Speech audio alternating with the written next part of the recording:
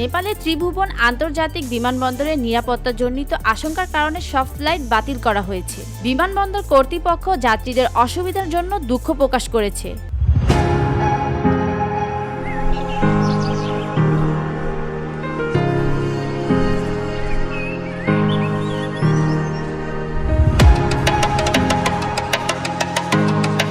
মূলত স্থানীয় সময় দুপুরের পর থেকে আন্তর্জাতিক ও দেশীয় ফ্লাইট বন্ধ করা হয়েছে।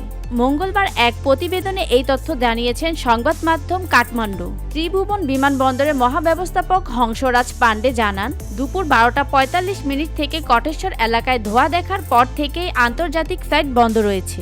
তিনি বলেন, বিমানবন্দর বন্ধ করা হয়নি, আমরা সেটা করবও না।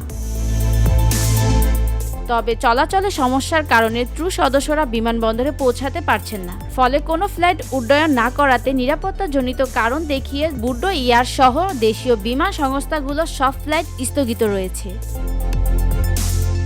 VOD Bangla news desk.